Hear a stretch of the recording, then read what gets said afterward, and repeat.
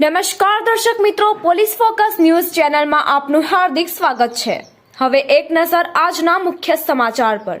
ધોરાજીના ભાંડેર ગામમાં પૂર્વ સરપંચને ધમકી આપવી ભારે પડી। ગૌચર જમીનમાં દબાણ તથા વૃક્ષો કાપીને બહાર વેચી મારનાર પૂર્વ સરપંચ તથા તેમના પુત્રો વિરુદ્ધ ગુનો દાખલ કરાયો। જાણવા મળતી વિગત મુજબ ગૌચર જમીન પર દબાણ કરનાર મુખ્ય સૂત્રધાર વજાભાઈ નારણભાઈ સામડાએ ગૌચર જમીન પર દબાણ અને કબજો કર્યો હોય તેવું જાણવા મળ્યું હતું અને તારીખ 28/1/2024ના રોજ જાણવા મળેલી પૂર્વ સરપંચ વજાભાઈ સામડા તથા તેમના પુત્ર ગૌચર જમીન પર રહેલા વૃક્ષો ગેરકાયદેસર રીતે કાપી રહ્યા છે તથા તેઓની સાથે તેમના પુત્રો પણ સાથે છે તેવું જાણતા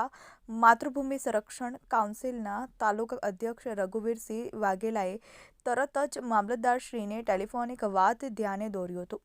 જે ફરિયાદવાળી જગ્યા ગૌચર જમીન હોય તાલુકા વિકાસ અધિકારીશ્રીને આ અંગે તાત્કાલિક સંપર્ક કરીને ધ્યાન દોરવામાં આવ્યું હતું। ત્યારબાદ અધિકારી દ્વારા સ્થાનિક મંત્રીશ્રીને સમજ કરીને તાત્કાલિક વૃક્ષોને કપાતા અટકાવવા બાબતે આદેશ કરવામાં આવ્યો હતો અને ત્યારબાદ મંત્રીશ્રીએ ગેરકાયદેસર પ્રવૃત્તિઓ અટકાવવા ચક્રો ગતિમાન કરવામાં આવ્યો હતો, જ્યાં સ્થળ પર જતા પહેલા મંત્રીશ્રીએ સરપંચને જાણ કરી હતી, પરંતુ તેઓએ પ્રવૃત્તિ અટકાવવા સાથે જવા માટે સ્પષ્ટ ના પાડી હતી